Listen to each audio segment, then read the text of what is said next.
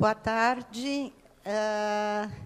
Muito obrigada pela presença de todos, que mensalmente acorrem a esse evento do nosso laboratório.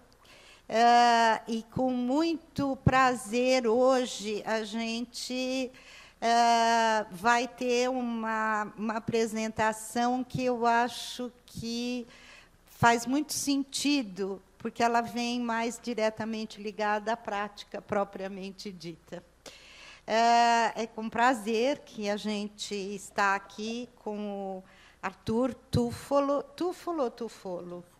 Tufolo? Tufolo. Eu também achei que era. Com o Arthur Tufolo, que tem vários trabalhos e tem, inclusive, ele deixou ali, ele trouxe gentilmente para a gente alguns folhetos, tá, do grupo dele, Humanitas, para quem quiser se interessar, pode pegar ali, tá? E a palestra dele vai ser Fenomenologia aplicada na concepção do manejo clínico do acompanhamento terapêutico, o chamado AT. Tá? Gostaria de agradecer a presença de um ex-aluno nosso, em particular, do Leonardo Gonzalez, que é um AT que, desde sempre, desde a formatura, já se dedicou, e que está voltando aqui, fazia tempo que a gente não se via. Obrigada. Obrigada, Léo. Tá. Então, eu vou deixar a palavra com o Arthur, e aí, depois, no fim, a gente tem que terminar às 6, impreterivelmente. Tá? Então, você vê o tempo e deixa uns tempinhos aí para a gente conversar um pouquinho depois, e aí eu retorno. Tá?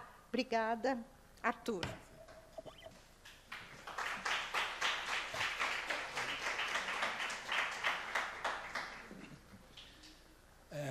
Boa tarde a todos. Queria, como se costuma fazer sempre, porque que não vamos fazer nós, né? Ou eu, agradecer muito a presença de todos, a essa empreita que a Henriette e o Paulo Evangelista e os outros alunos que estão junto dela, Sampaio, eu não sei de cor o nome de todos, então não vou poder citar um por um, mas é uma grande honra poder estar aqui, e a ideia é abrir um diálogo, uma comunicação, porque, de cara, a atitude uma atitude de vida, na verdade, de um acompanhante terapêutico, o chamado AT, o chamado acompanhante terapêutico, é um trabalho em rede, é um trabalho de equipe, é um trabalho de colaboratividade. Me surpreendeu um pouco o título de Laboratório de Fenomenologia, porque, de cara, quando a gente pensa em laboratório, assim, mais comumente, mais diretamente, a gente pensa em algo mais que seria ligado, em princípio, mais à metodologia de trabalho das ciências naturais, e não a metodologia de trabalho de um fenomenólogo. No entanto, meditando um pouco sobre essa... obrigado. Tá, obrigado. Meditando um pouco sobre essa palavra, me veio que labor tanto pode estar ligado a trabalho direto, e aí eu fico pensando mais em tripalium mesmo, né? Aquele instrumento de tortura, né? Trabalho vem de tripalium, que é uma haste cruzada que amarra-se seres humanos para torturar. E outro ensejo dessa palavra é elaboração, colaboração, uma ideia mais de conjunto, de menos competitividade e mais acompanhamento lado a lado, mas estando junto para se fazer algo. E aí o nome é extremamente adequado para essa postura do fenomenólogo. ou fenomenologista, como me chamaram já essa semana. Bom, então eu agradeço muito e pensei no seguinte, gente, eu escrevi uma palestra com começo, meio e fim, dentro daquilo que é possível para um fenomenólogo. Geralmente a gente escreve uma palavra meio quebrada, uma coisa mais ligada à poesia do que a uma precisão que a própria academia exige de nós. Mas, enfim, escrevi alguma coisa. Isso que eu escrevi está... detalhe. Isso que está aqui projetado é o nosso site, que essa instituição que nós criamos lá na Paulo Vieira, pretende capacitar acompanhantes terapêuticos. Aliás, detalhe, acompanhante terapêutico, todo mundo que está aqui sabe o que é, sabe de onde vem, tranquilo, historicamente, aquela coisa de auxiliar psiquiátrico, reforma psiquiátrica, tá, beleza, então ótimo, economizemos. Não, é surpreendente, porque em muitos lugares onde eu vou falar, ninguém tem nem ideia do que é. E a gente vê alguns nomes assim, fortes, né, parrudos, na mídia, e que poderiam estar divulgando esse trabalho, que ele é uma realidade hoje em dia na cidade de São Paulo e em outras cidades também, e não se ouve falar. Então, por isso que eu perguntei, tá bom, eu não tinha ideia, e aí eu teria dado uma explicação. Então, lá na Paulo Vieira, a gente criou esse instituto para capacitar acompanhantes terapêuticos. E queríamos que isso fosse feito a partir desse método de pesquisa, de um jeito muito original lá, porque a gente, tateando, né? Eu tenho uma história pessoal de uma formação dentro da fenomenologia de um jeito um tanto informal. Então, fui aluno direto do Boss, quando ele esteve presente aqui no Brasil, às vezes que veio. Tenho na memória coisas fantásticas que eu vi dele, posso até dividir depois com vocês um episódio específico de um sonho que ele interpretou na minha frente, que eu achei fantástico. Fui aluno direto do Solon Spanoldes. Então, essa construção meio de curso livre, né, sem nada muito formatado, é que foi me formando, me constituindo. E lá no início, quando eu atendia em consultório, eu fui buscado por seres humanos em sofrimento, que aquele tipo de oferecimento de trabalho, de postura, de manejo clínico, não contemplava. Ficava faltando muito. E aí começou a chegar muito claramente, não por teoria, não por caminho acadêmico, mas lá, ali no galego mesmo do dia a dia, a necessidade de transformar aquilo para contemplar aquela cura, né, aquele sorgue, aquela exigência que vinha me visitar. E foi meio aos trancos e barrancos, batendo cabeça, a gente foi criando, então, esse corpo de conhecimento e de prática de convívio que foi estabelecendo a possibilidade da capacitação. Então, a gente forma lá no Humanitas acompanhantes terapêuticos, o curso tem 1 ano e pouco, nunca é uma data específica, porque os módulos vão de acordo com o grupo, então, se o grupo ainda não amadureceu aquela ideia que a gente deseja, a gente fica mais tempo em cima até que matura. É parecido com fazer pão em dia de chuva. Você faz o pão num dia de calor, ele sai numa hora. Você faz o pão num dia de chuva, ele demora mais. É a mesma coisa, a gente dá o curso. Dependendo do grupo, dependendo do que for acontecendo, demora mais, demora menos. Mas é em torno de 1 ano. Depois disso, são 2 anos, aí é mais específico, porque como a gente trabalha com parceria ou com o CAPES, então, o pessoal do ambulatório longitudinal da Unifesp, ou no Vila São Paulo, que é um residencial uma moradia assistida, o CISNE, que é uma moradia assistida, e hospital dia também. Então, a gente tem que se adaptar também com o perímetro, né, com o limite que a instituição dá. Então, são 2 anos de atendimento com a supervisão lá com a gente. E isso acaba dando uma qualidade bastante apreciável em quem se forma, e ou a gente chama para a equipe, ou sai para o mundo para fazer o trabalho de AT ou de fenomenólogo, pesquisador, e se implicando em várias atividades, né? Tem um dos alunos nossos, por exemplo, que assumiu o CAPES de Mauá. Tem outro que foi lá para Rondônia, e assim vai. A gente cria... É pouca gente, tá? Sempre grupos bem pequenos, mas sempre sai gente fazendo coisa bastante interessante a nível social para dar conta desse manicômio a céu aberto que é São Paulo e o Brasil. E o mundo inteiro, por que não? Bom, então, o que está aqui exposto é o site da gente.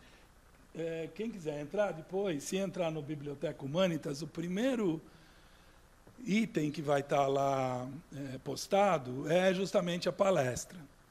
E eu já conversei, se a palestra for oportunamente publicada, aí a gente vai negociar e eu tiro do ar, porque aí se tem publicação efetivada, não tem que ficar lá no nosso site. Enquanto isso não acontece, se alguém quiser acessar e ler a palestra inteira, está lá postado.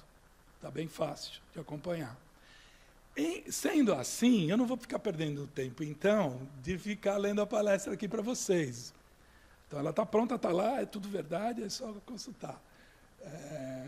Então, a gente podia pensar num outro tipo de dinâmica para fazer valer a pena o nosso encontro. E aí eu estou pensando mais em ir trocando mesmo, né? Aquilo que eu for lendo, que já instigar assim, opa, que pulou alguma coisa no meu pensamento, pulou alguma coisa no que eu senti, levantar a mão ou falar, enfim, e a gente começa a debater, que eu acho que vai ter mais riqueza do que se eu ficar lendo o que eu preparei, tá bom? Então tá. Então eu começo com 2 epígrafes. A primeira epígrafe é da minha autoria mesmo e tem o nome de Entre a Nadidade e a Eternidade. Desacontecimento, rico em pretensões, minha mundana vida. Obscuridade, meu verdadeiro nome. Completamente a mim mesmo, eu existo. Não abrigo nenhuma alma em meu abraço. Uma vez tendo aparecido, condenado até o fim, tenho que ser. Todo sozinho, sou um susto de luz entre a nadidade e a eternidade. A epígrafe tem a intenção de começar a provocar um clima. Epígrafe 2 é Então, não sei direito. A primeira vez que eu entrei em contato com esse pequeno texto foi num livro sobre Meister Eckhart, do qual o Heidegger era leitor, e que foi condenado na Inquisição. Me chamou a atenção o título da condenação dele, por querer saber mais do que convinha. Talvez seja uma sina dos fenomenólogos. Não que o Meister Eckhart fosse mas enfim. E não é dele essa epígrafe, ou esse... Então, tem gente que fala que é uma poesia de origem desconhecida, sem autor conhecido, de tradição oral, e tem gente que fala que é um provérbio indiano, tá bom? A poesia vai assim: Deus dorme nas pedras, respira nas plantas, sonha nos animais e desperta nos homens. Tirando Deus da história, para não complicar, né? A gente pode pensar no Heidegger em ser, enfim, mas ele instiga bastante essa preparação desse clima. Bom, aí vai assim, aplicar a metodologia fenomenológica para a orientação de atitudes e procedimentos de um ser humano que pode ser um acompanhante terapêutico ou um pesquisador de qualquer área, em suas investigações ou em seu manejo clínico de cuidador, representa um grande desafio. Lá no Humanitas, a gente prega muito isso, né? Essa situação de se tornar um investigador se apoiando na fenomenologia como atitude de pesquisa, não é algo que fica restrito a um período do seu dia, do dia dessa pessoa. Ou ele vive dessa forma, ou então não faz sentido nenhum. Quer dizer, não é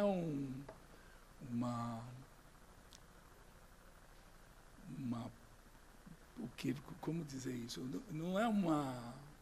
Não tem um conjunto de regras que, a partir dos quais eu tomo para mim e começo a aplicar se eu for fazer tal coisa. Né? Se eu for fritar um bife, se eu for tomar banho, se eu for escovar o dente, não importa o que eu vou fazer, eu já faço a partir desse modo de existir, onde eu fico muito aberto a aprender com aquilo que veio me questionar.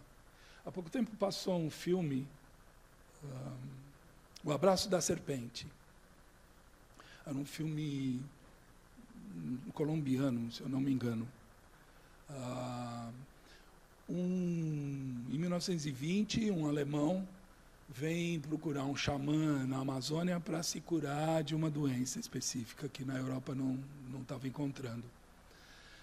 E em 1940, 45, um americano, lendo o diário de viagem desse alemão, vem procurar o mesmo xamã. Então, é interessante porque o xamã está jovem, né, lá no início da vida dele, 20 e poucos anos, e depois, 25 anos depois, o mesmo xamã. Tá. E tem uma hora que o americano está remando na piroga, carregando um monte de bagagem, e ele espalha água para todo lado, e o barco não sai do lugar, e o índio dá uma dura nele. Pô, você não sabe remar, né? Você está espalhando água. E o americano fala, mas você não me ensinou como rema. Você é o mestre, é o que sabe, nasceu remando. Então, se você me ensina, eu consigo melhorar aqui meu desempenho. E o índio fala para ele, mas ninguém me ensinou também. Quem me ensinou a remar foi o rio. Então, se interage aí com o rio, quem sabe ele consegue te dar, né, a medida. Então, o difícil na hora de se dialogar para capacitar alguém que está chegando para estudar e aprender como vai lidar, no caso específico, esses seres humanos que estão em sofrimento, né, e que estão num sofrimento tal, quer dizer, sofrimento todo mundo está, né?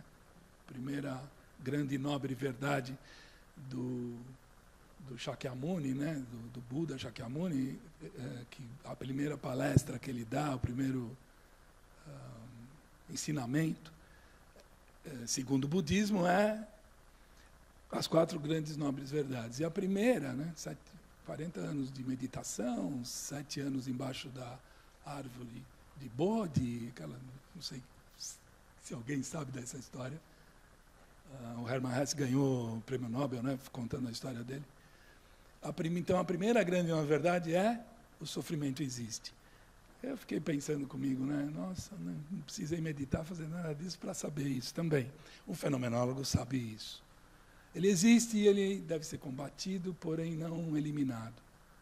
Uma vez, dando uma aula na Unifesp, comentei bastante o que era o AT, enfim, mas é parecido com o que eu estou fazendo aqui, e um dos alunos levantou a mão e falou, bom, o que você está trazendo para nós, e a fenomenologia, não tem lá grande novidade. Afinal de contas, o que nós fazemos aqui tem muitos pontos de intersecção com o que você está trazendo. Mas, de fato, e é o que, na sequência, eu vou estar escrevendo aqui, a base dessa história de ficar diante do rio, de ficar diante das coisas, é a concepção de homem mesmo, a nossa, a do fenomenólogo. Então, respondendo a esse aluno, a ciência que você está estudando tem a morte como inimiga. Ela tem que ser vencida. Todos os estudos no mundo inteiro, os laboratórios, as universidades, as pesquisas, todas elas sonham com um momento de superação. Se não superar completamente, ninguém mais morre, ponto. Pelo menos levar numa longevidade, o máximo que se puder, a vida humana. Aonde eu, pelo menos, parto, com a fenomenologia que eu faço, eu não tenho a mínima pretensão nem de alongar e nem de eliminar a morte. Eu conto com ela. Ela é a madrinha, vamos dizer assim. A madrinha de um ser humano que existe. Porque, a rigor, todos nós somos nascentes morrentes. Esse exato instante está nascendo e está morrendo. À medida que eu penso no tempo como esse existencial, onde a minha existência está se estendendo, a morte é algo com eu tenho que contar, senão eu tenho uma paralisação.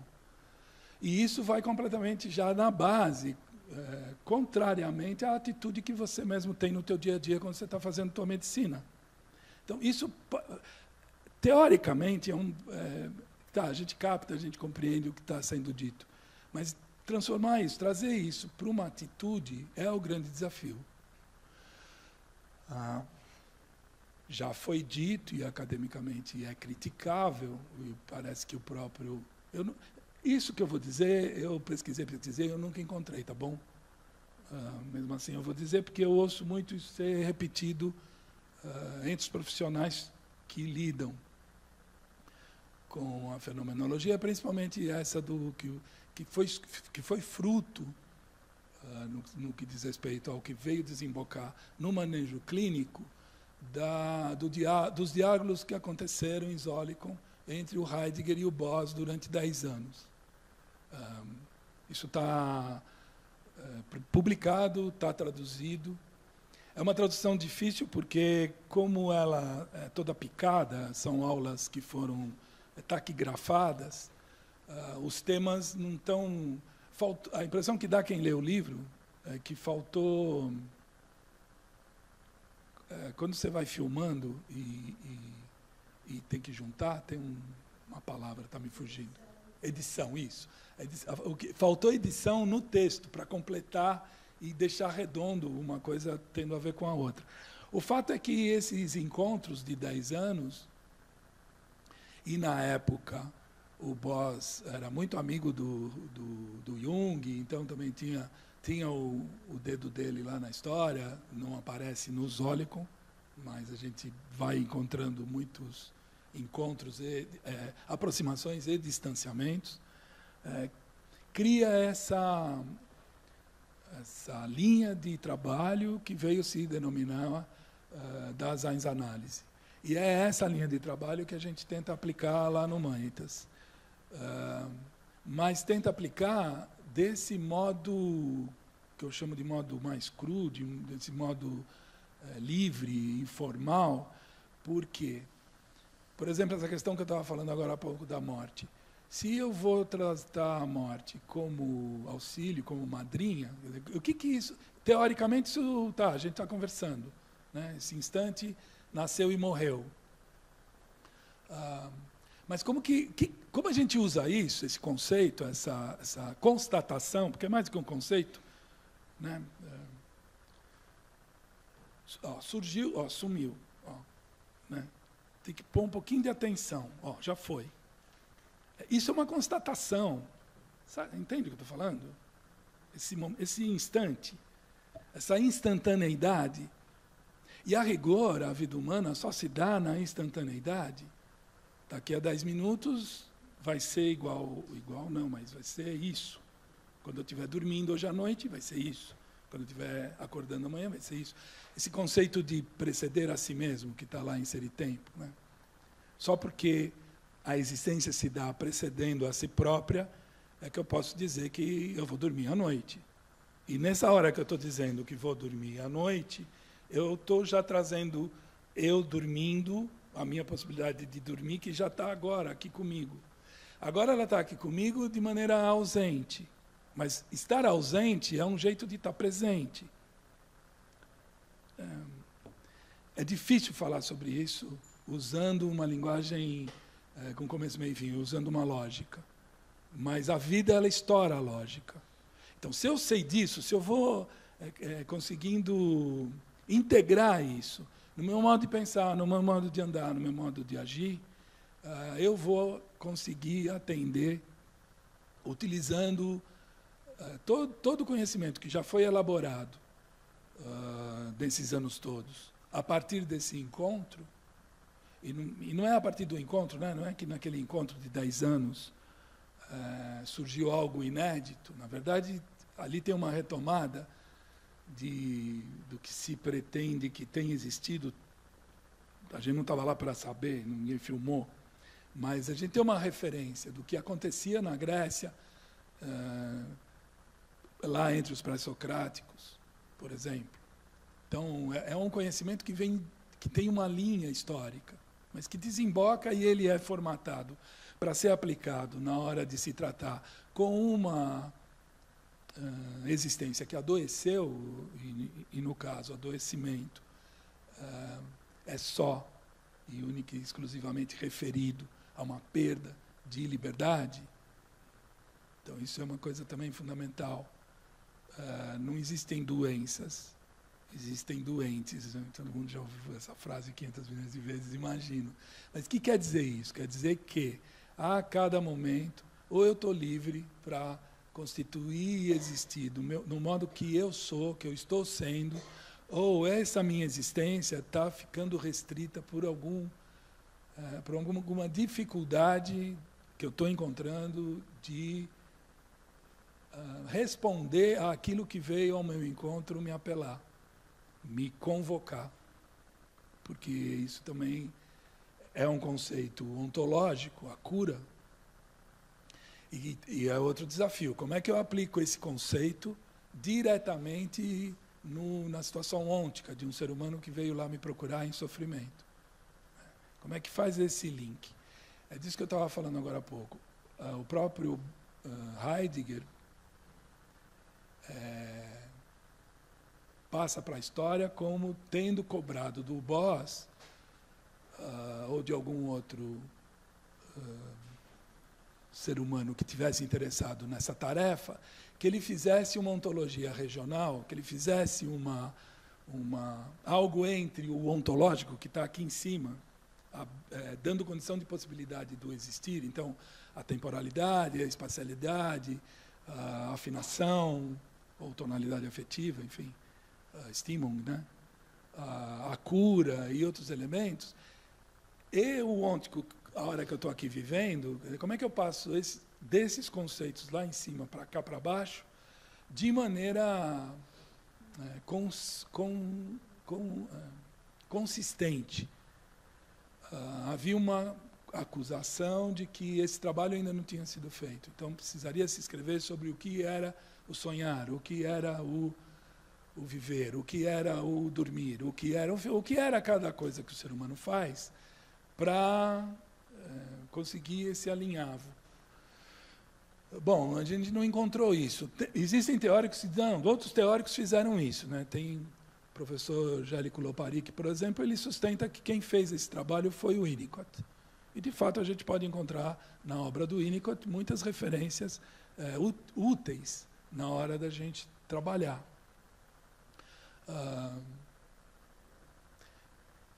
Tem uma crítica grande, por exemplo, que é bem interessante, que diz que essa história da morte, que o Heidegger elegeu como a referência, né?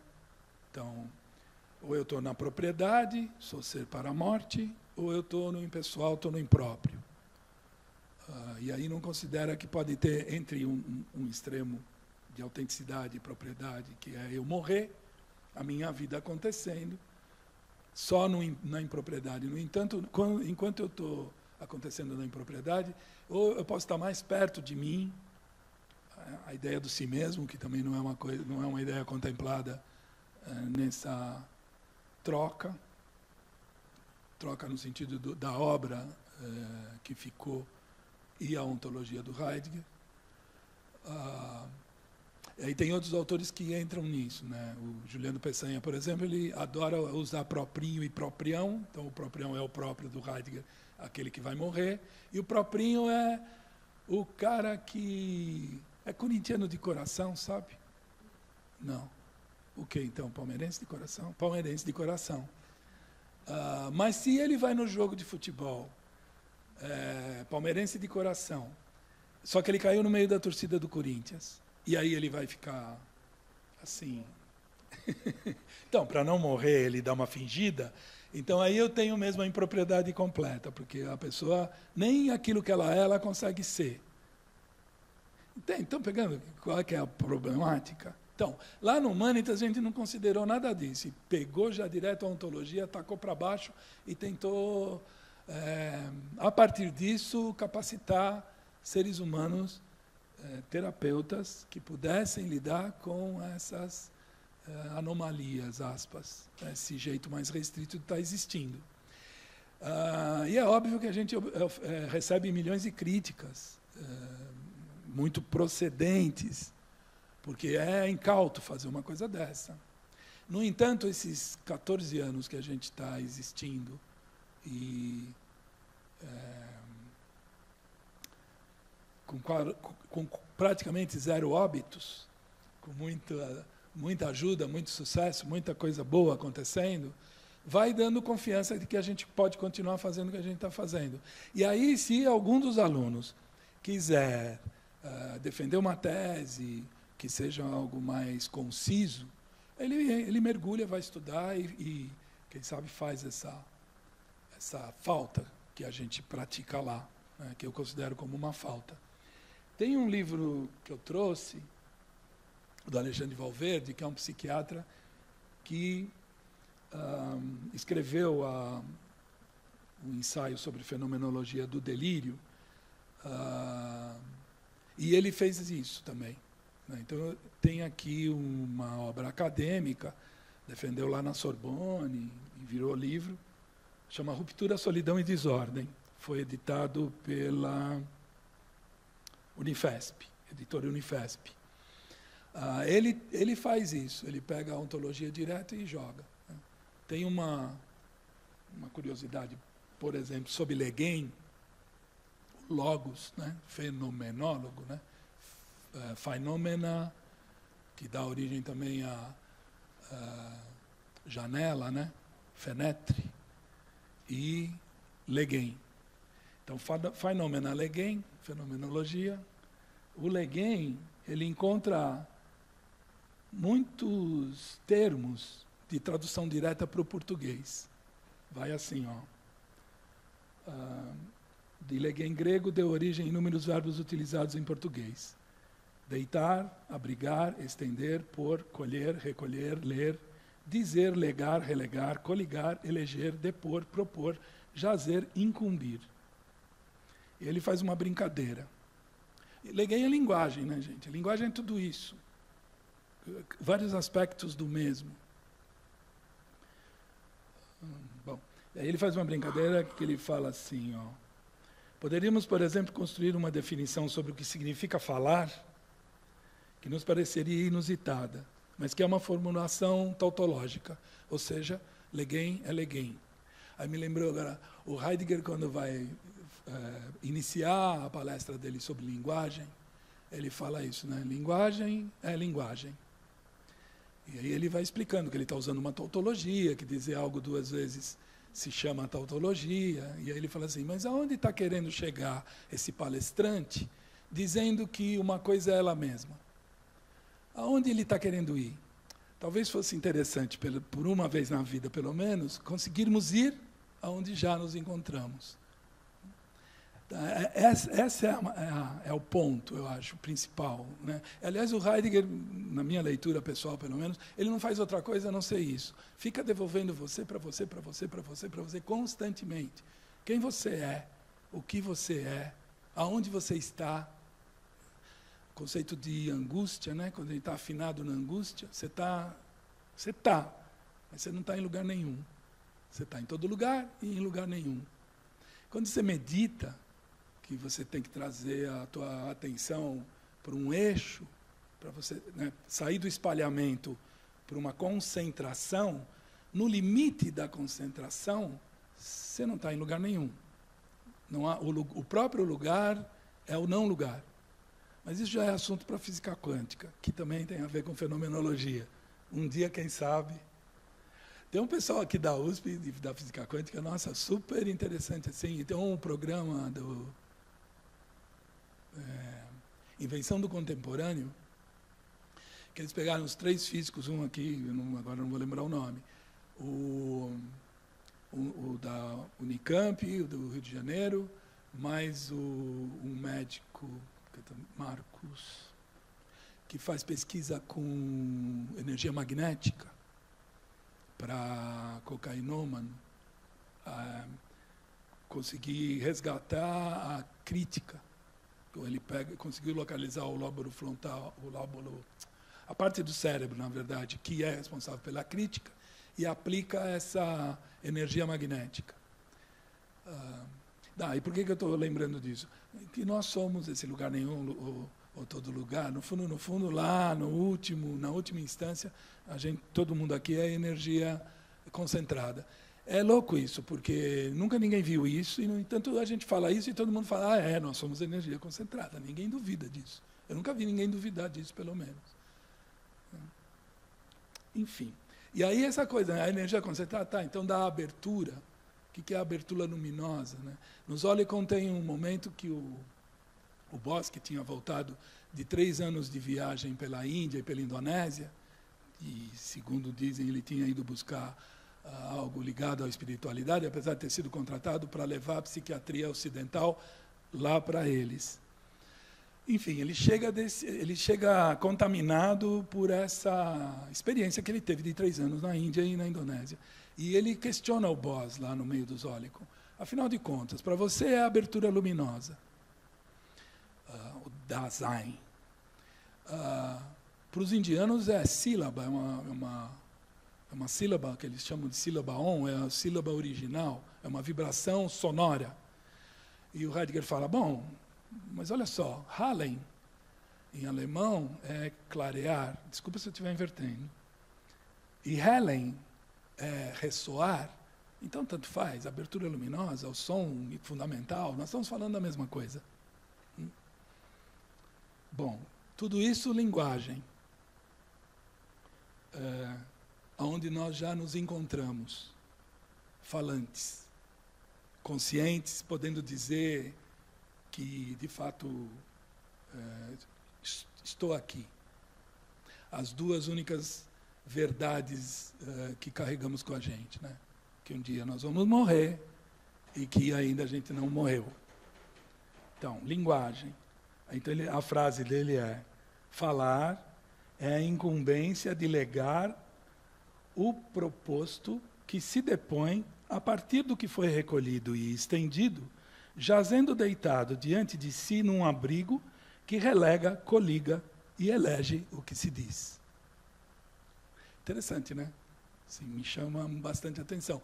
O fato é que ele, com essas manobras, vai utilizando todos os conceitos ontológicos diretamente para explicar, ou para descrever o que seria um ser humano em delírio, com uma restrição e tal, mas, enfim.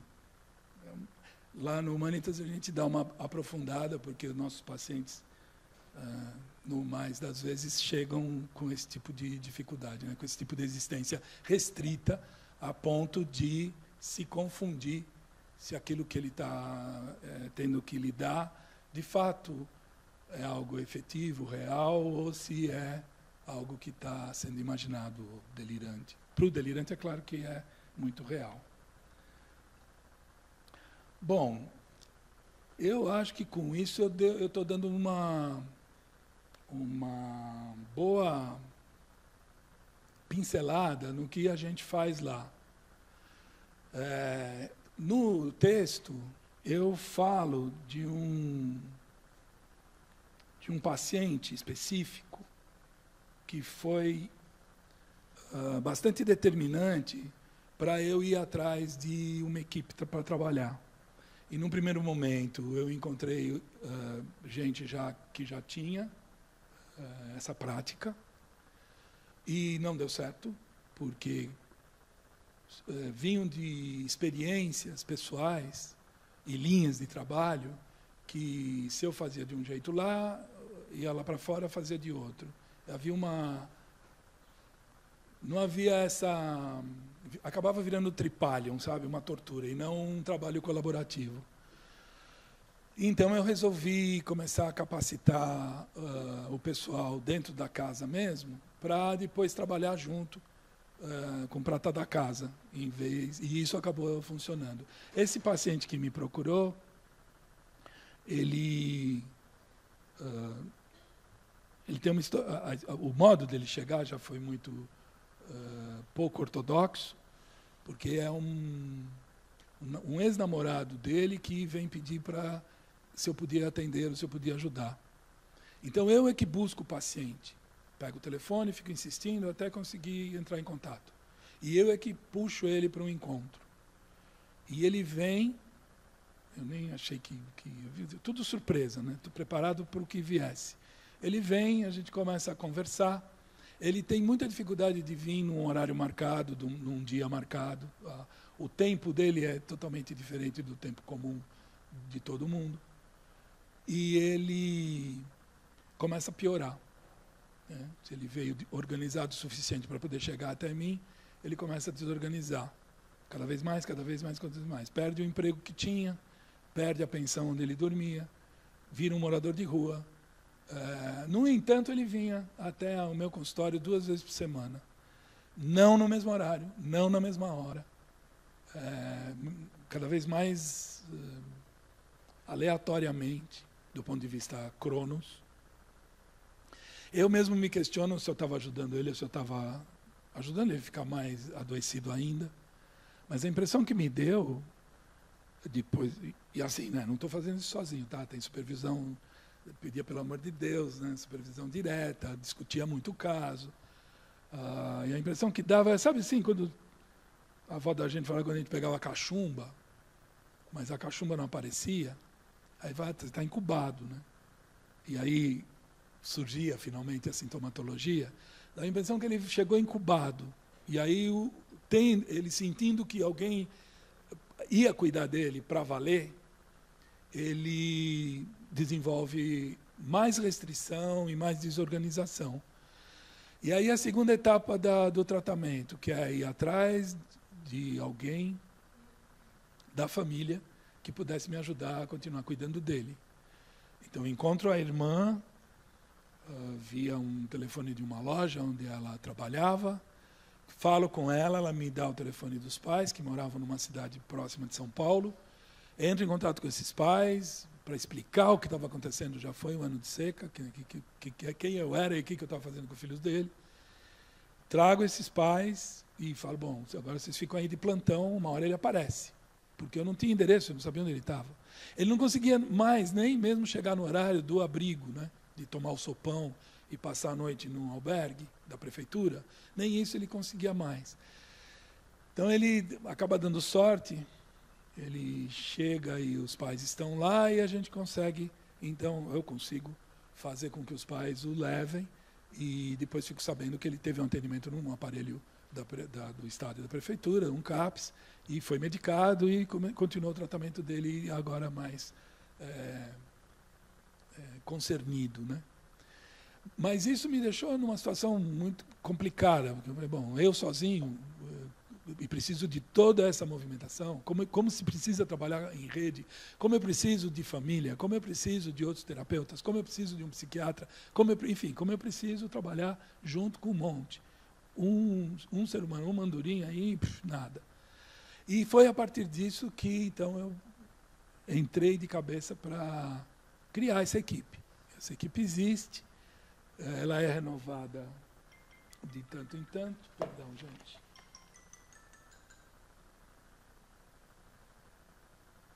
Desculpa, eu tinha deixado ligado porque a minha filha ia acompanhar por telefone. Por isso que eu cometi essa... Eu mesmo fico louco da vida com esse tipo de coisa. Desculpem. Desculpem mesmo.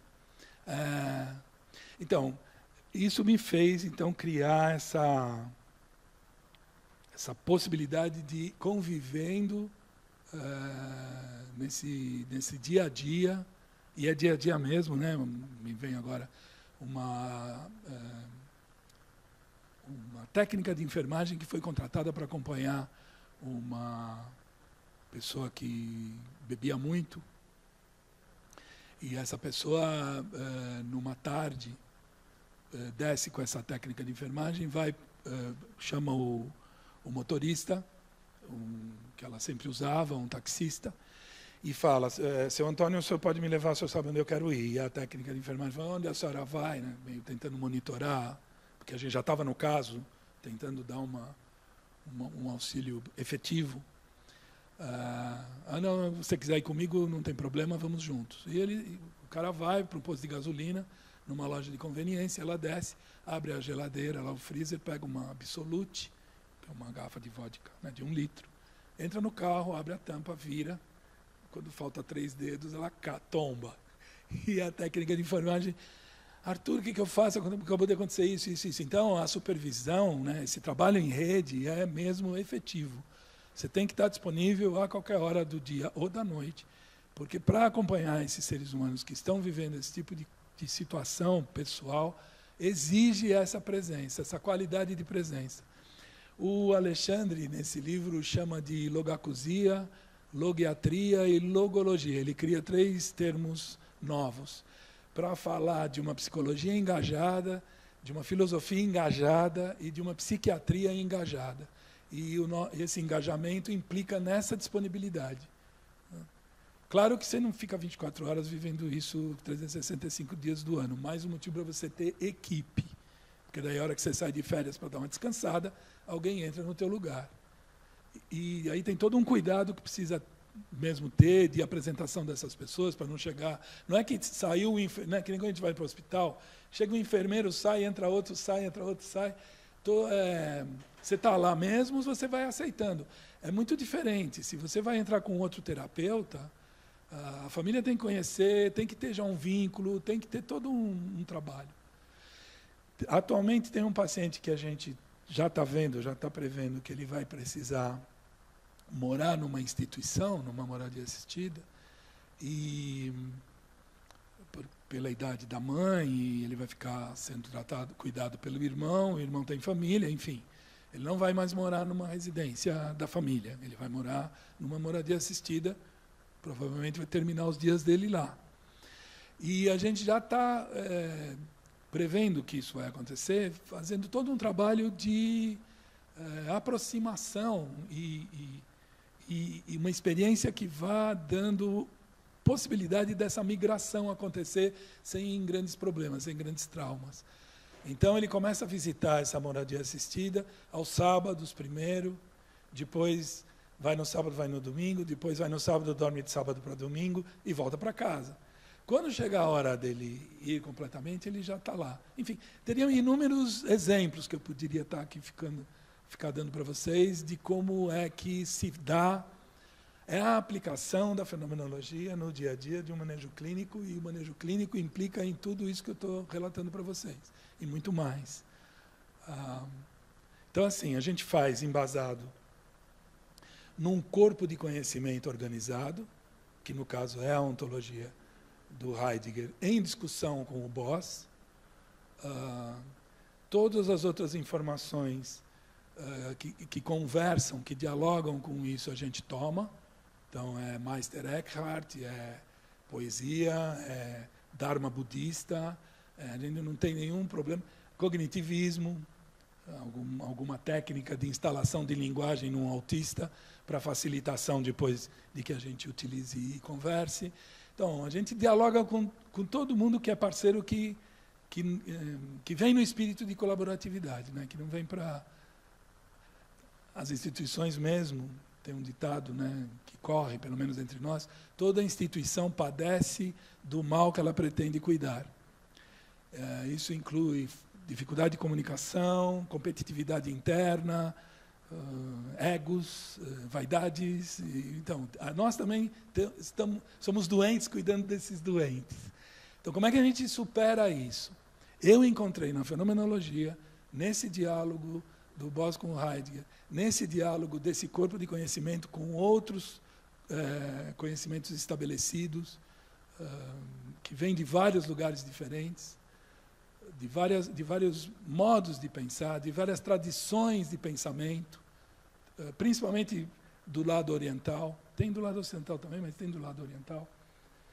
No ocidental, tem uma base, até estava comentando com a Henriette agora há pouco, o Carlos Castaneda, que é um antropólogo que fez todo um trabalho, ficou famoso na época que eu era jovem, ele foi capa da Time e tal, a questão do uso de drogas alucinógenas nos rituais religiosos dos xamãs. Como antropólogo, ele faz um estudo bastante sério disso. Depois, que nem o Timothy Leary, que quando recebeu o LSD lá para fazer pesquisa, virou um pesquisador famoso. Aliás, ficou mais famoso se tornando meio guru do que se mantendo na academia, né? O Castaneda também ficou mais famoso como esse cara que revelou os ensinamentos xamânicos do que o trabalho que ele fez na academia. No entanto, ele chegou a ter uma revista acadêmica, um exemplar até traduzido para o português, de novembro de 2008. Essa revista se chama O Caminho do Guerreiro, Leitores do Infinito, Revista de Hermenêutica Aplicada. Aqui é número 1, volume 1. Tem um momento que ele diz diretamente que os xamãs utilizavam de fenomenologia, sem o saber, quando faziam toda a pesquisa de corpo de conhecimento xamanístico. Então, você tem do lado ocidental, você tem do lado oriental, e você tem, na Europa, tem uma âncora ali, né? Pelo menos no Humanitas a gente utiliza essa ancoragem para dar ensejo a todo o trabalho que é realizado. São 5 horas, a gente teria 1 hora. Agora, se isso instigou perguntas, acho que a partir disso dá para a gente enriquecer bastante. Não sei, estou pensando. Então, queria ouvir vocês também um pouco.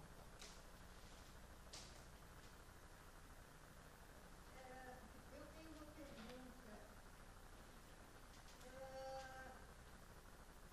Quem são os acompanhantes terapêuticos? Olha, é ótimo. Muito bom.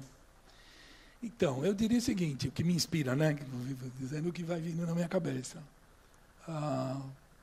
São seres humanos que, de algum modo, quer dizer, de um modo geral, um acompanhante terapêutico, ponto, são seres humanos ligados, de alguma forma, à saúde pública, à saúde, não precisa nem ser a saúde mental, à saúde de um modo geral, porque você pode ter um enfermeiro dentro de um hospital fazendo AT.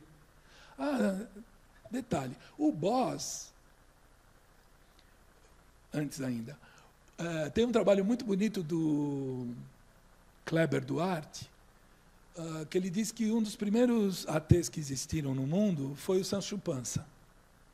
E ele tem todo a tese de mestrado dele é sobre isso. Então, de cara, acho que essa resposta seria a direta, assim, né? Me lembrei disso agora.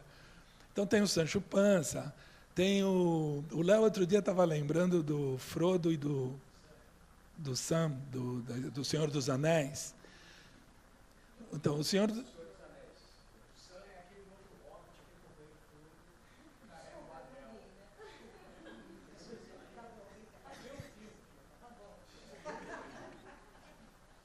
Então, tem um personagem, que é o Bilbo Bolsim, ele recebe a incumbência de levar um anel de poder para ser destruído no lugar onde ele foi construído. Aliás, isso também é super heideggeriano, né? Se destrói onde se constrói. Ou então, Angelina Jolie, né? Aquilo que me alimenta é aquilo que me destrói. Parece que ela tenha isso tatuado numa parte do corpo dela, enfim. E ele tem o Gandalf, que é um mago, e ele pensa que o Gandalf, esse mago, é que vai dar toda a condição para ele fazer essa tarefa acontecer. Porque era muito pesado para ele. Esse anel de poder funcionava assim: se você põe ele no dedo, você desaparece. Então você evita toda e qualquer situação de conflito. Com isso você não envelhece, fica oco por dentro, tuas entranhas ressecam, e você fica sendo escravo do anel. Porque quanto mais você usa o anel, mais ele gruda e não sai. Então era uma tarefa muito complicada, põe em risco a vida dele. Então ele encontra o Sam, que é o cara que vai ajudar ele a lidar com essa situação, que é uma situação extremamente perigosa e difícil. Então é um AT também. Mas o boss foi um AT. Como eu posso afirmar isso? Da seguinte maneira. No caso da doutora Coblin, ele cita, primeiro, que fracassou toda e qualquer abordagem, a partir do momento que ele partia da psicanálise, para tentar acompanhá-la e dar conta do que ela trazia para ele. E ela esculhambava ele toda hora. Você com essas interpretações, para com isso, enfim, tem lá, tá no, é só pôr no Google o caso da doutora Coblin, Mad Boss, tem a tradução, é super fácil de achar.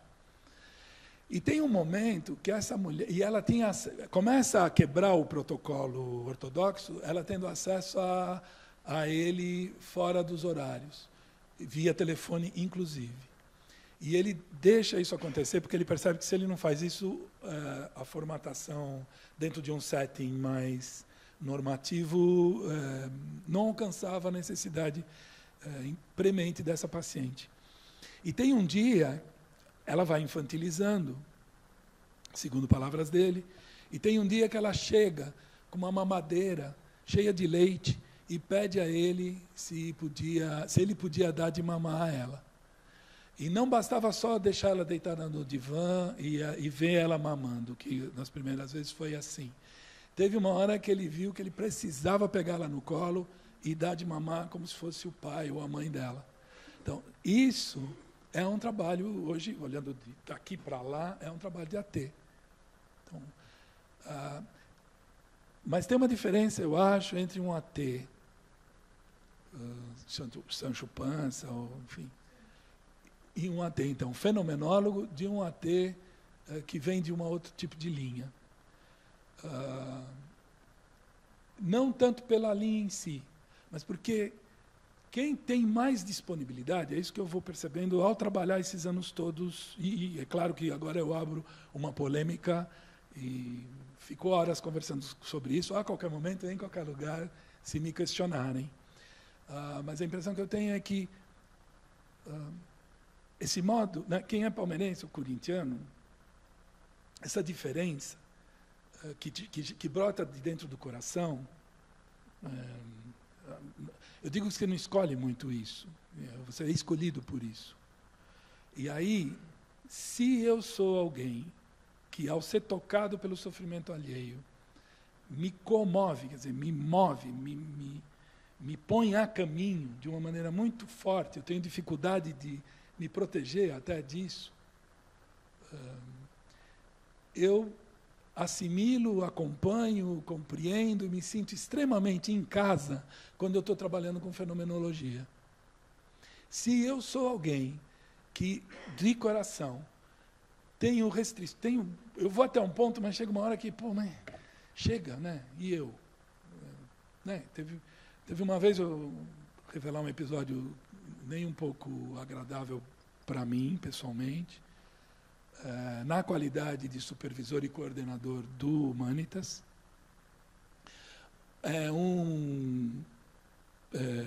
integrante da equipe, onde confiávamos completamente a atitude, a disposição, o engajamento, ficou, naquela época não tinha a tecnologia não tinha chegado onde chegou. Então, nós tínhamos um telefone celular que funcionava, aquele número era só para plantão.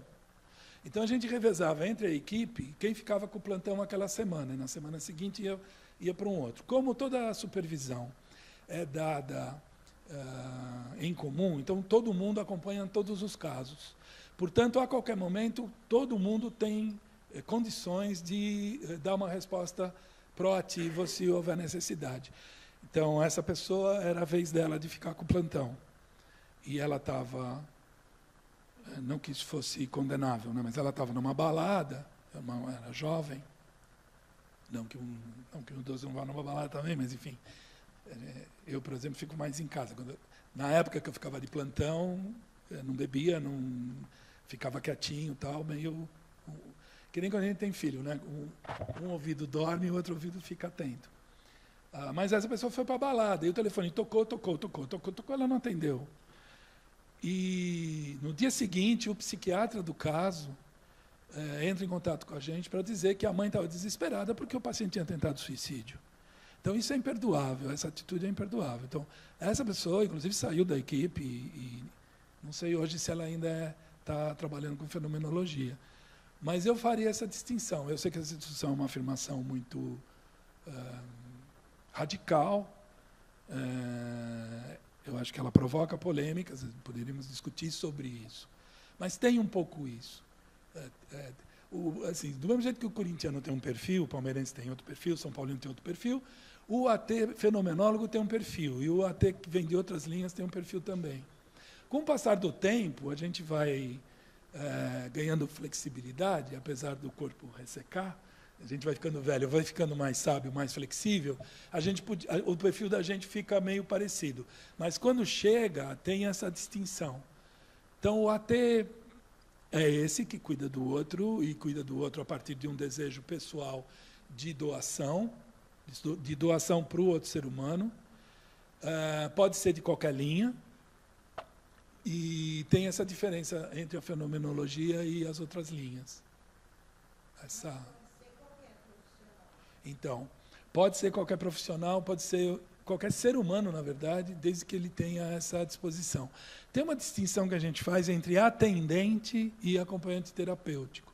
Porque o atendente seria um acompanhante terapêutico, de repente até mais capacitado que um acompanhante terapêutico, porém ele não tem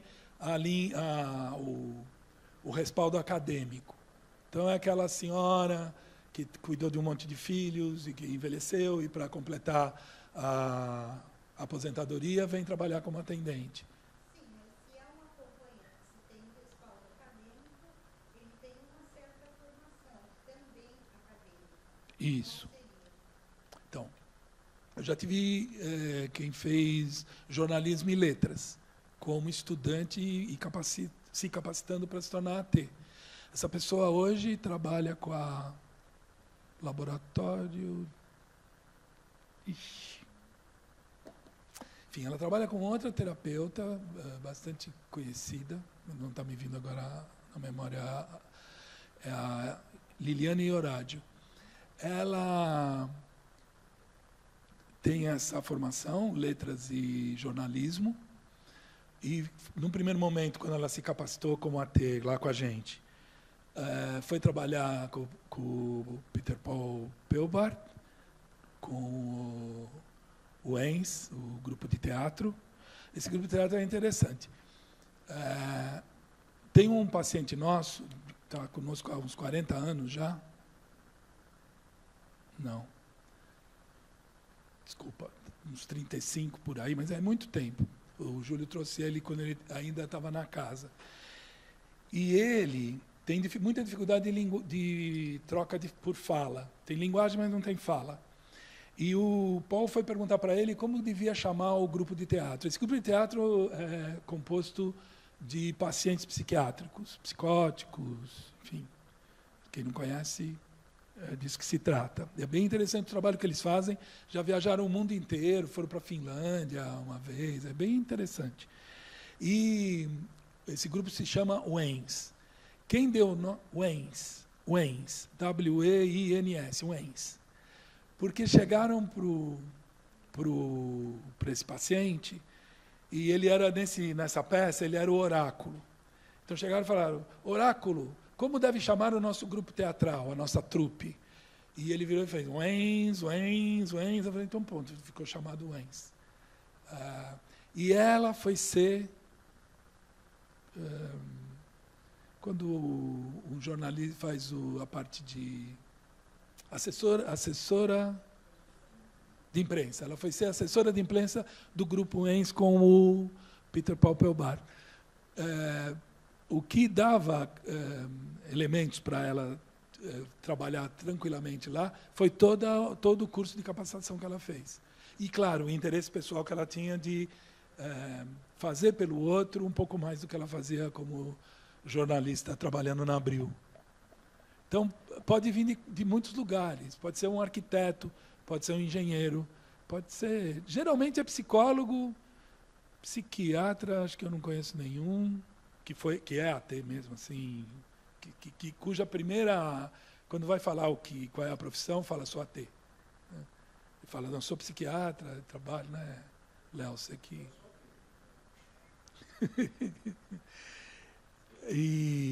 Mas pode vir de qualquer... Desde que esteja preocupado com a existência humana. Aí, no caso do Atefenô. Existência humana em sofrimento. Qualquer tipo de sofrimento também. Pode se capacitar e ser AT.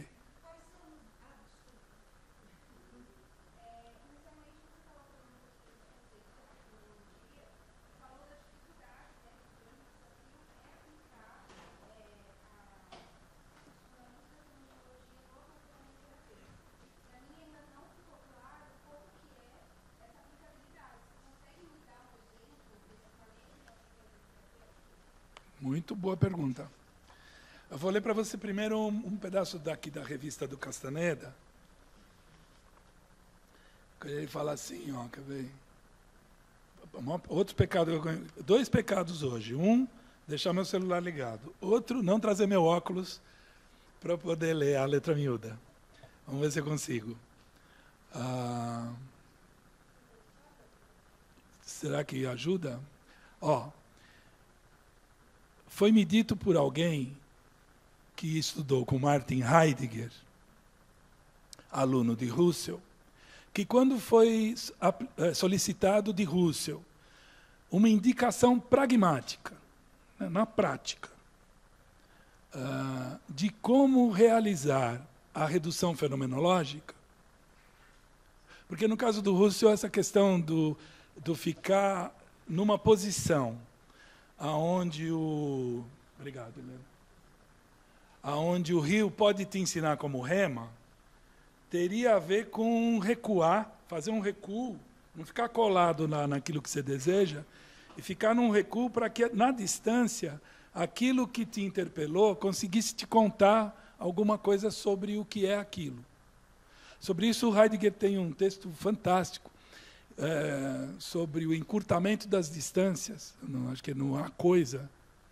Ele fala assim, quando você não tem distância, tudo já está aqui, né? As torres gêmeas desabam na sala da sua casa, não tem... você não pode se aproximar daquilo, porque se está aqui, não tem como você fazer um trajeto, um percurso de aproximação. Se você não pode se aproximar de algo porque a distância foi eliminada, você fica impedido de ter intimidade com aquilo. A condição de uma intimidade com alguma coisa é você poder ir se aproximando daquilo passo a passo, lentamente. Se aquilo já chegou para você de chofre, você não tem como ficar íntimo de nada. Você pode ficar familiarizado. Aquilo é familiar para você, mas não tem intimidade, que é bem diferente. É uma experiência bem diferente. E é na intimidade que você ganha a sabedoria sobre aquilo. Na familiaridade, você não sabe nada daquilo. Você sabe que aquilo é aquilo, mas você não sabe dizer nada daquilo. Bom, então a redução seria uma condição para você ter a distância, para poder se aproximar, para poder ficar íntimo, para o rio conseguir te ensinar como rema. Aí ele fala assim,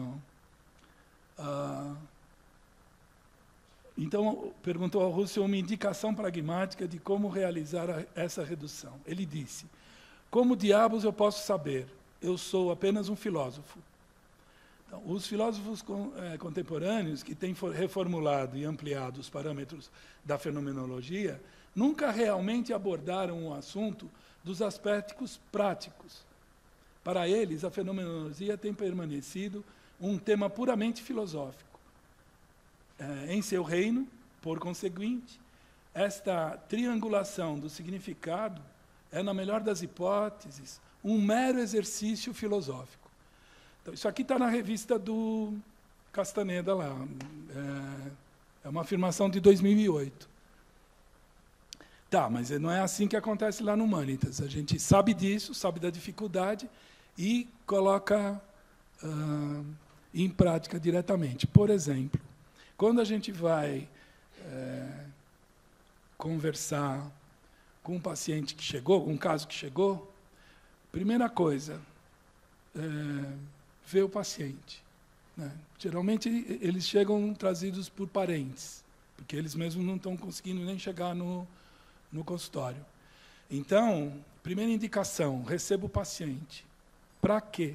Para que aquilo que você experimentar, enquanto... Vou usar as palavras proibidas, tá? Intuição. Outro dia, teve um congresso de AT, que eu fui fazer uma pergunta para o Safra, Gilberto Safra, porque academicamente é proibido se falar em amor. Ou, enfim, é inadequado usar esse conceito.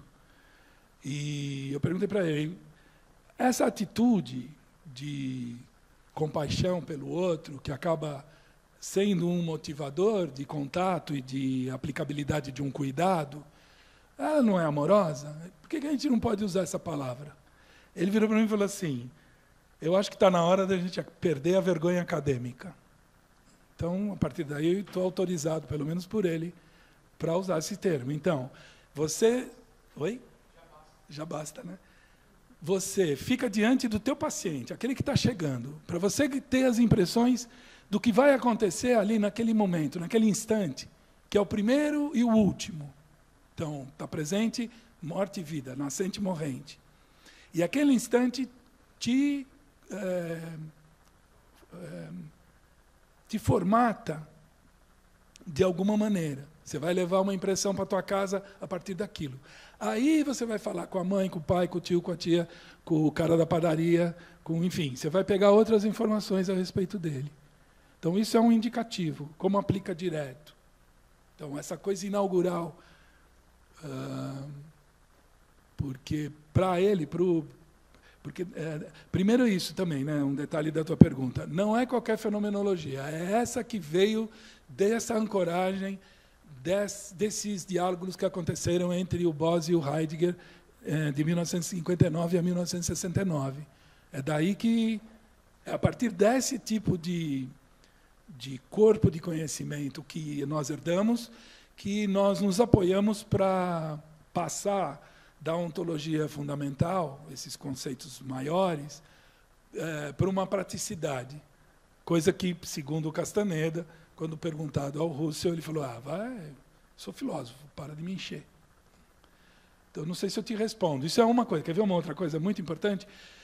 Quando vai ter o encontro, você ficar guiado, por exemplo, qual é a afinação, qual é a tonalidade afetiva, qual é... que nem eu estava falando para a Henriette agora há pouco, partimos do princípio que nós somos energia. Essa energia é uma energia vibracional. Ela está sempre vibrando de alguma maneira. Por isso o Heidegger fala de abertura luminosa, que é um conceito ontológico. Somos abertos. Tem um tutor, Eckhart Tolle. Quer ver? É no próximo. Vamos ver se... Você não está no universo, você é o universo. Uma parte intrínseca nele. Em última análise, você não é uma pessoa. Você é um ponto focal, onde o universo está se tornando consciente de si. Então, isso é um conceito completamente ilógico, paradoxal. Elimina sujeito-objeto, percebe? Não estou eu aqui e o objeto de estudo está lá. Eu e o objeto de estudo somos um. Ele faz parte do mundo que eu estou abrindo. É surfando isso que a gente aplica, o que eu chamo de aplicar direto o conceito.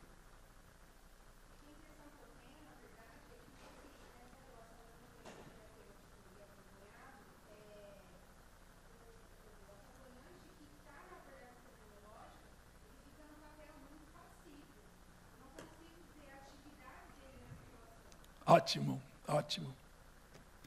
No Construir, Habitar, Pensar, do Heidegger, é uma palestra do Heidegger, acho que está no Ensaios e Conferências. Tem uma hora que ele usa a palavra salvar.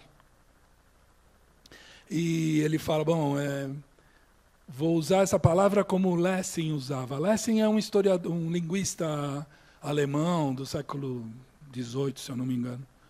E ele fala o seguinte: salvar não diz apenas erradicar um perigo. Salvar é permitir que algo vigore em seu vigorar.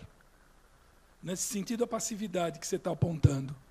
Então, de fato, quando eu chego diante de um ser humano, eu deixo ele ser quem ele é para mim. Não quer dizer que então eu vou cruzar os braços e deixar ele ficar comendo o cocô dele. Claro que se ele estiver comendo o cocô dele, e isso não é uma fala para chocar a plateia, isso acontece de fato, eu vou intervir e não vou deixar ele comer cocô. Até porque o rio está me ensinando, aquela pessoa está me mostrando, olha, eu estou fazendo uma coisa que atenta contra a minha própria vida. E, na verdade, a rigor, eu não estou sabendo direito o que eu estou fazendo. Tudo isso conversa comigo na hora lá, eu estou vendo. Então, eu vou intervir.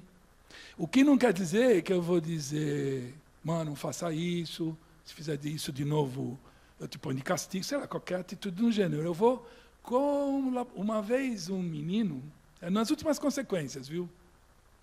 Vou te contar um fato concreto. Eu estava no Cisne, o Cisne é um hospital dia, tem um link no final, quem navegar pode entrar no site dele, vocês vão descobrir o que é.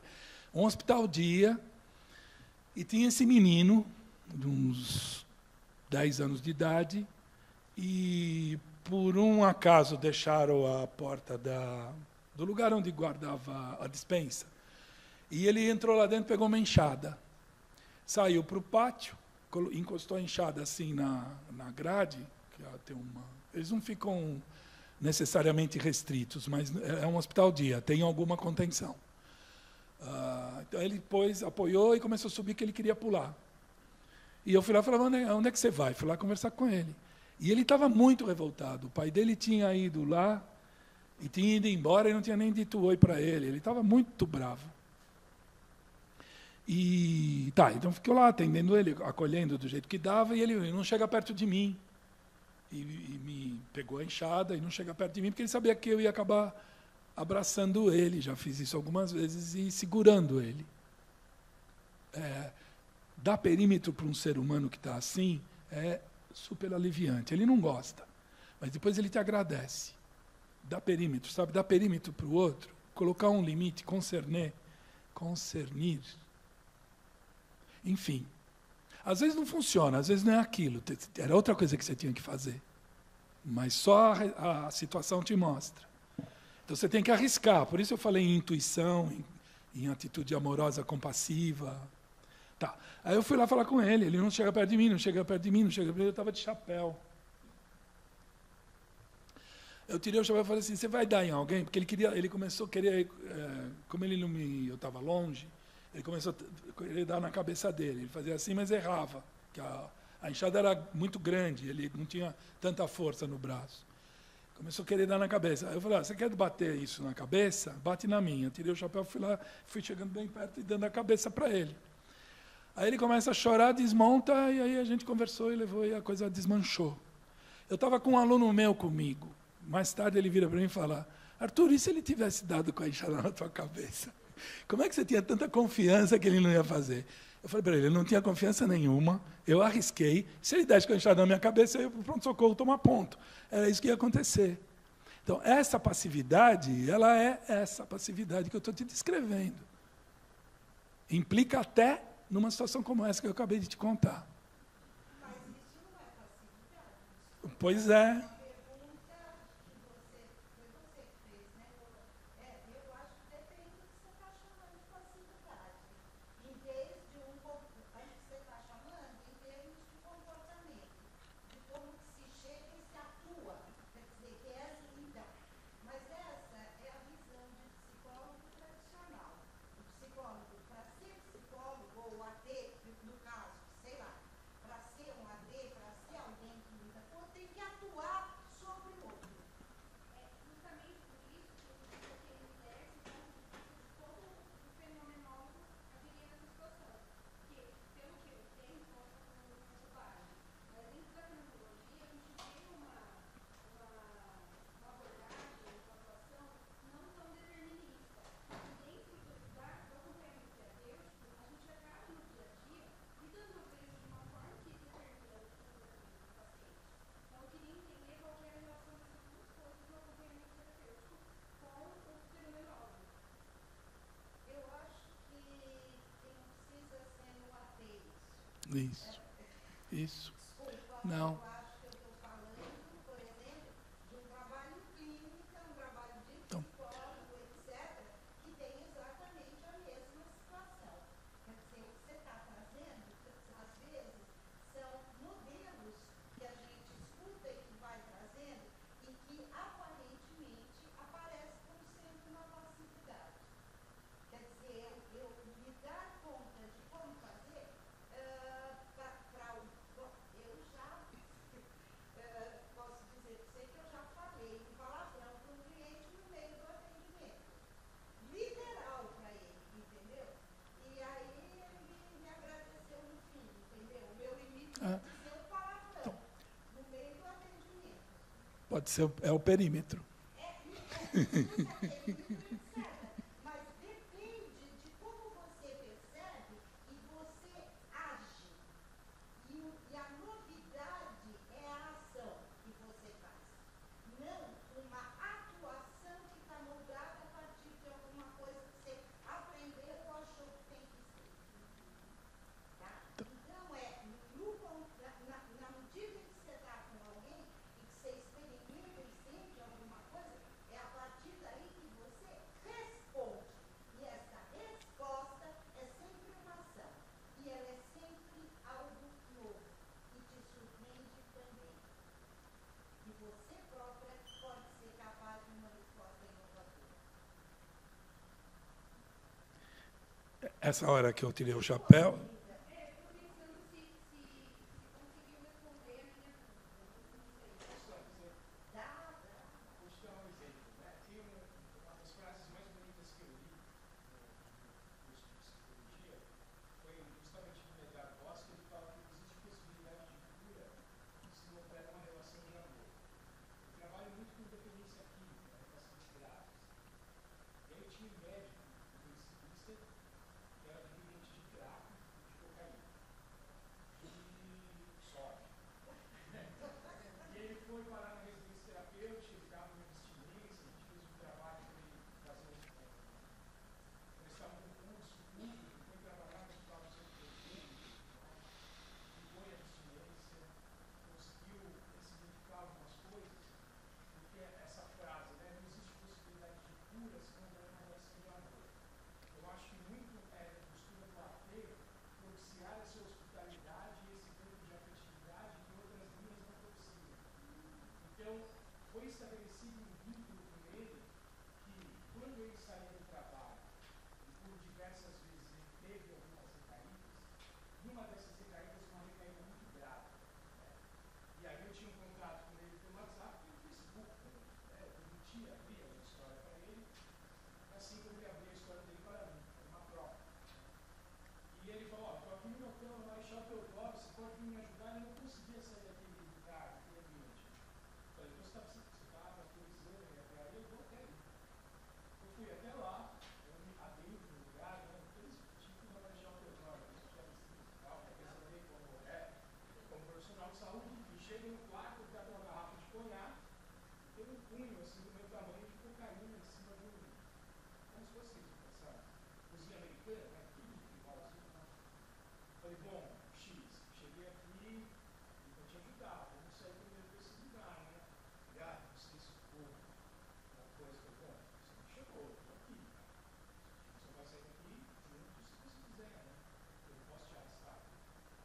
E aí a gente foi conversando dentro das nossas histórias, que a gente tinha muitas coisas assim, que a gente já havia trabalhado antes, dentro desse estreitamento de vínculo, que é o acompanhamento terapêutico propicia, e que a linha da fenomenologia também propicia.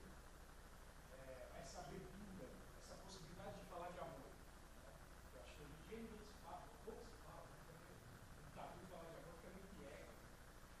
E eu acho que isso é um ponto do caminho. Então, falar de amor, falar palavrão, eu estou entendendo.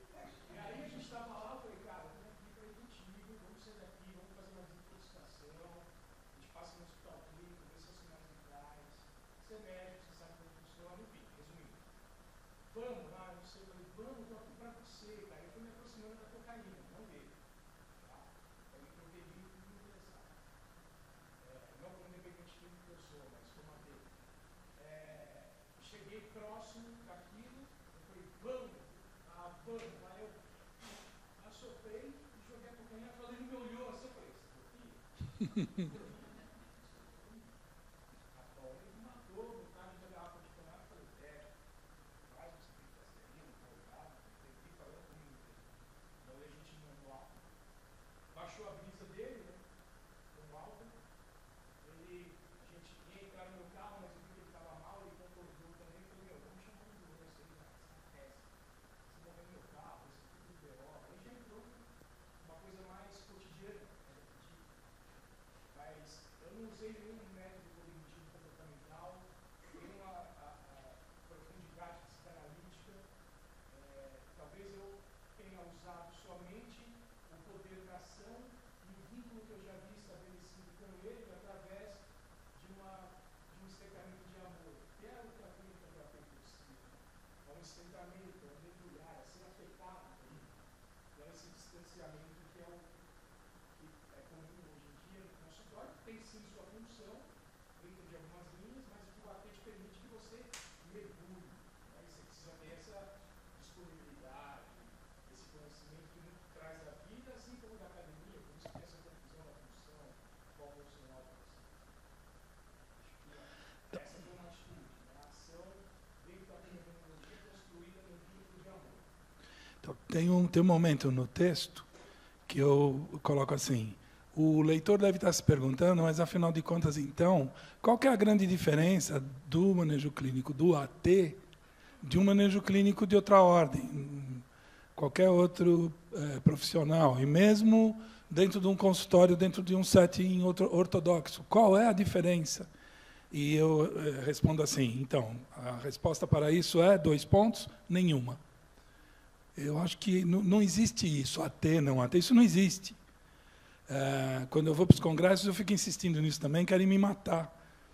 Eu falo do lugar do AT, eu falo, é verdade, eu falo desse lugar. Porém, eu falo desse lugar justamente para ver se eu consigo desmistificar, desmanchar essas fronteiras. Não tem fronteira. Eu cuido de outro ser humano, ponto. Eu cuido de outro ser humano, eu cuido do meu vizinho. Uma vez, o vizinho estava lá do andar de baixo, estava quebrando tudo, fazendo mais escarcéu. Eu desci, perguntei o que estava acontecendo. O cara falou, não, o cara do 3º andar está nervoso, está quebrando tudo e tal. Eu subi, ele tinha atingido todo o wall dos elevadores de sangue, porque ele tinha esmurrado a janela, tinha cortado a mão, estava desmanchando sangue para todo lado. Eu peguei ele, levei para dentro, conversei com ele, dei banho, daí fiquei esperando chegar. No caso, acabou vindo a polícia.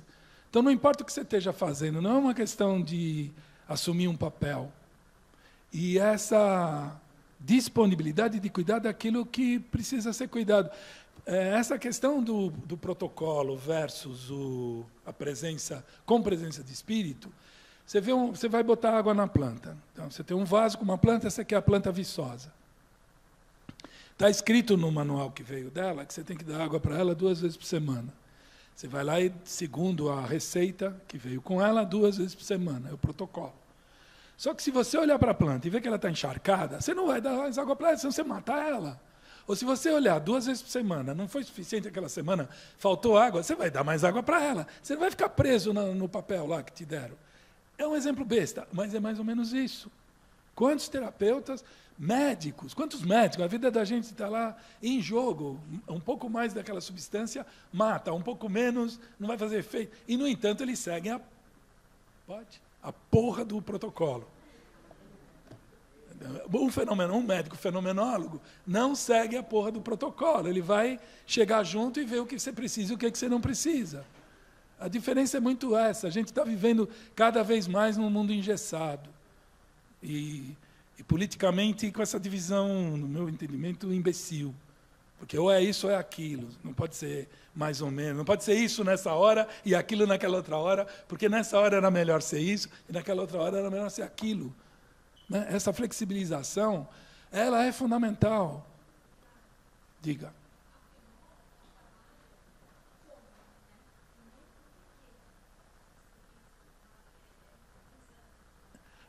Sabe por quê que ele não trabalha com porquê? Porque a fenomenologia compreende que esse porquê aí não existe. Ponto. Eu brinco, mas é forçação de barra. Eu brinco no curso que eu falo assim, teoria. Teoria, conjunto de hipóteses que uma vez testadas, blá, blá, blá, teoria. Ok. Teoria vem de tel, que é Deus, tel, e ria. Ria é a risada de Deus. Claro que não é, né, gente? Estou brincando. Mas é como se Deus, cada vez que a gente falar, descobriu o que é isso. Pronto, Deus vem dar risada e fala, não, isso que você pensa que é isso, não é. Então tá, então vamos ficar aqui, não é nada, e vamos fazer o como, vamos continuar existindo. Afinal, eu não morri ainda, então tem muita coisa para eu fazer. Então, mas essa questão que você colocou, ela é fundamental, eu já ouvi ela muitas vezes. Ah, então você cruza o braço e não faz nada. Que nem num CAPS que o meu aluno chegou para atender, e a direção do CAPS falou, bom, o prontuário do paciente que você vai atender está lá em tal lugar, pede para fulana de tal. Ah, mas o meu supervisor falou que eu estou proibido de ler o prontuário. Pois é. Mas não é que está proibido de ler o prontuário, mas se você não recebe nenhuma informação antes e fica mais virgem ali, talvez você consiga concluir até que no protocolo tem coisas incabíveis, escritas. Ou não. Ou aquele protocolo pode ajudar você a compreender o que você desconfiou e não conseguiu compreender. Enfim, não tem regra. Por isso que eu brinco um pouco que a fenomenologia, ou essa atitude de trabalho baseado na fenomenologia, se teria algum parentesco de poder político, seria muito mais perto da anarquia pura, né? Ou seja, sem poder nenhum, uma coisa de igualdade, uma horizontalização das relações, do que de qualquer tipo de verticalização. No entanto, é óbvio que, dependendo da situação, alguém precisa comandar a bagaça. Então, agora eu estou falando aqui, vocês estão ouvindo. Tem uma verticalização. Mas, assim que possível, a gente desmancha ela e há um outro que assume a vertical, né, da história. Quer dizer, vai rodando quem é que está com a palavra a cada momento. E isso, de fato, pode ajudar muito que as coisas aconteçam de maneira harmoniosa. Quando vem de goela abaixo, de cima para baixo, e fica naquilo, engessando, no mais das vezes, costuma dar muito problema. Não quer dizer que desse jeito também não dê, tá? A gente não evita problema. Mas é uma escolha de trabalho mesmo. Como que você quer escolher viver? Como que você quer escolher lidar com a profissão que você resolveu abraçar? Mas eu acho que nisso o Henriette tem razão. E eu antes mesmo já tinha escrito, quer dizer, que não é que porque você falou que eu estou concordando, eu já tinha também já colocado. É uma atitude de vida, então não importa se você está fazendo terapia de divã, ou dentro de um setting, ou dentro de uma instituição, ou na rua, ou AT, ou o que seja. É um ser humano cuidando de outro, de um jeito aberto. Então, eu discordo de você. Ótimo. Eu discordo dessa palavra aplicabilidade, porque talvez isso complique um pouco a compreensão que você comunica. Porque eu não acho que se esteja fazendo uma aplicabilidade direta do ontológico. Primeiro, quando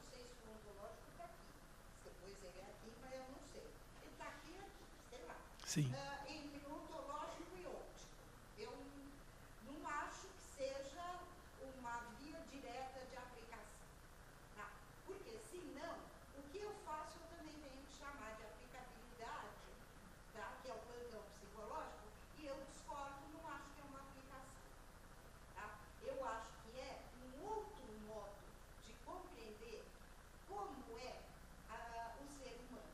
É outra compreensão do ser humano, a partir da qual eu posso compreender uma ação clínica, uma ação psicológica, uma ação terapêutica.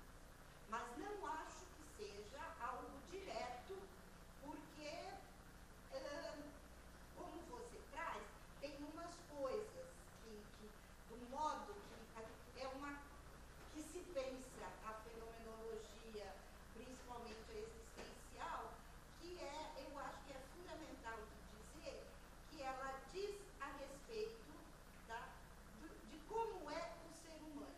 E se nós estamos com o ser humano, eu posso usar esta perspectiva para olhar o ser humano que eu curto.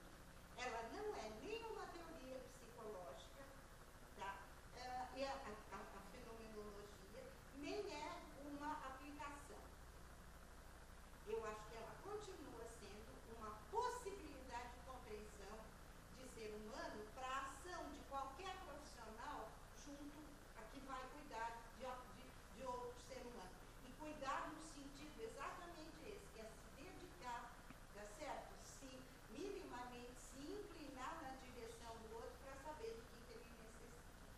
Então, eu discordo da palavra, do que você colocou como título da palestra e que você disse aqui. Agora, o que eu adorei que você disse, e que eu acho que também não é próprio do AT, é que é uma, digamos, é uma ação em rede. Não é próprio só do AT, a ação em rede. Eu acho que os profissionais de saúde e educação, ultimamente, têm perdido essa possibilidade de perceber que, agora vou usar o provérbio Corúcio, né? Uma andorinha só não faz verão, entendeu? Isso, mas não tem outro jeito de dizer isso. E que no mundo de hoje, menos ainda, apesar de toda a tecnologia de que se dispõe. Então, que pensar rede e trabalhar em rede é fundamental. Talvez o AT tenha começado por aí, mas eu acho que as profissões hoje, todas elas, e principalmente quando a gente trabalha dentro desta perspectiva de atenção e cuidado ao humano, eu acho que indiscutivelmente tem que se pensar em rede. Rede de um modo que não é pura e simplesmente saber do endereço do pronto-socorro, etc., para levar ele, ou chamar o SAMU, etc., que é uma outra coisa. Rede implica no compromisso, tá certo? E na responsabilidade acordada, tá?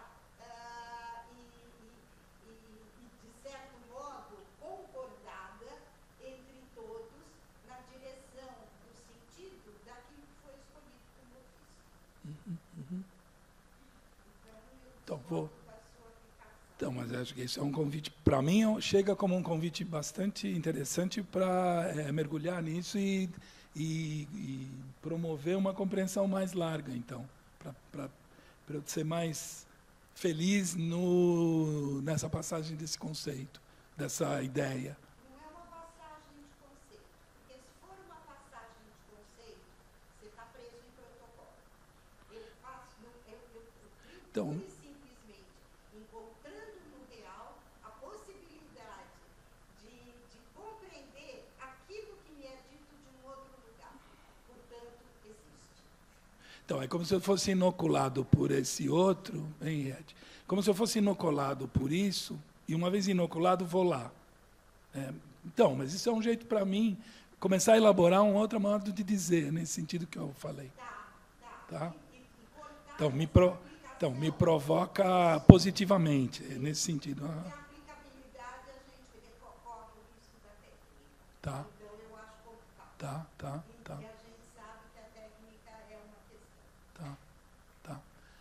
Quer perguntar, Cláudio? Não?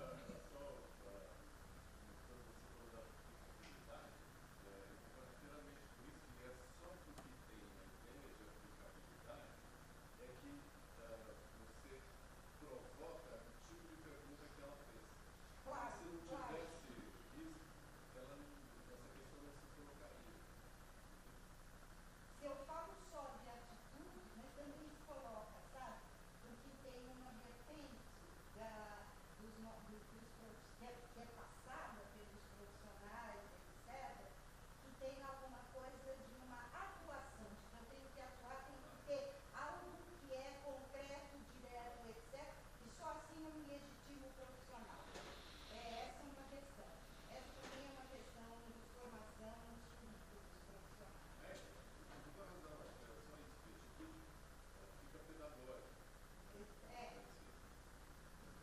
Então, é como se a gente tivesse que ensinar mais como não fazer do que como fazer, né? Aparentemente, assim, a grosso modo. Desculpa, eu acho que é dificílimo, porque você está me dizendo alguma coisa, eu sou falante, né? Desculpa. É dificílimo porque eu ensino alguém a ser. Então, por isso eu falo. Mas em reto é nesse. Então, mas é nesse sentido que eu quis dizer. Você vai lá e faz o seguinte, ó, você vai lá e não faz nada. Ou então, melhor, você vai lá e faz nada. Não, eu digo o seguinte, quando você usou o exemplo da piroca e do remar, faça para saber. Isso. Não é, não Isso. tem que esperar de fazer, Isso. um saber para fazer. Isso. Vai lá e faz. Isso mesmo. Tá? Tinha alguém que estava levantando a mão? Não?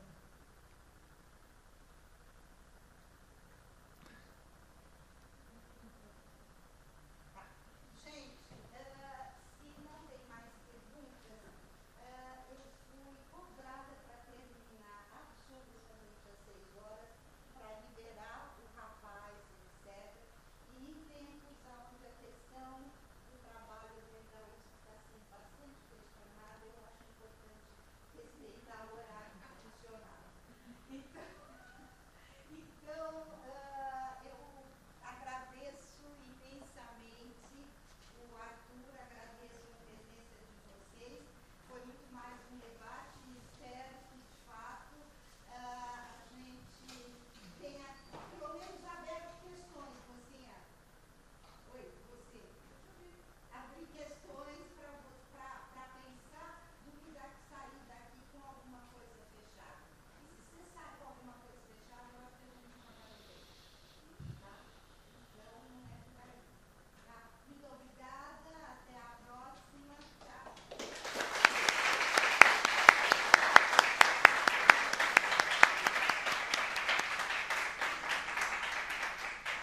aqui presença, pelo amor de Deus, para vocês verem. Por mim é você, Paula.